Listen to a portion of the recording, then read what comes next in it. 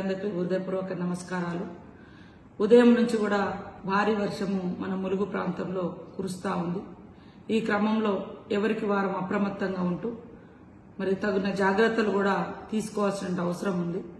ముఖ్యంగా గత కొన్ని సంవత్సరాలుగా మన ములుగు ప్రాంతంలో కురిసినటువంటి భారీ వర్షాలతో వచ్చినటువంటి మరి వరద బీభోత్సవాలు గాని మరణాలను దృష్టిలో పెట్టుకుని జిల్లా కలెక్టర్ గారు, ఎస్పీ గారు, ఇతర యంత్రాంగం అంతా, ఇతర శాఖల అధికారులందరూ కూడా అప్రమత్తంగా ఉన్నారు.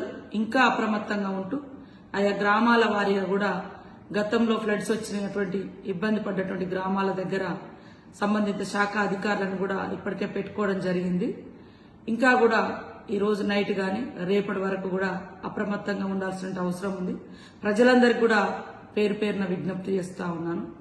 వాగులు దాటే ప్రయత్నం చేయొద్దు. నైట్ పూట మరి ఊర్ల బయటకు వచ్చడం లేదా వాగులు దాటి అటు ఇటుకు పోవడం కాకుండా మనం ఏదైతే దూర ప్రాంతాలకు ఎటన్నా బయటకు వచ్చినప్పుడు అక్కడ బంధువుల ఇళ్ల కాడ గాని లేకుంటే బయటనే ఉండి తెల్లారి మరి సురక్షితంగా చూసుకొని బయటికి రావాలని కోరుతా ఉన్నాం. దయచేసి అందరూ కూడా అప్రమత్తంగా ఉండాలి.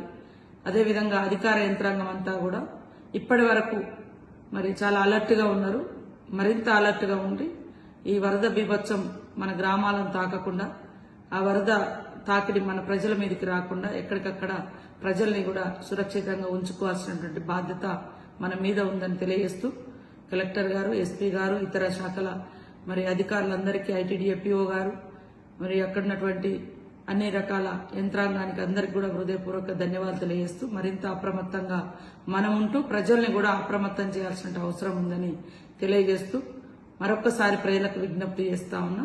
వరద ఉన్నటువంటి ప్రాంతాల్లోకి దయచేసి రాకపోకలు బంద్ చేసుకొని సురక్షితమైనటువంటి ప్రాంతాల్లోనే ఉండాల్సిందిగా పేరు పేరున విజ్ఞప్తి చేస్తాము అందరికీ.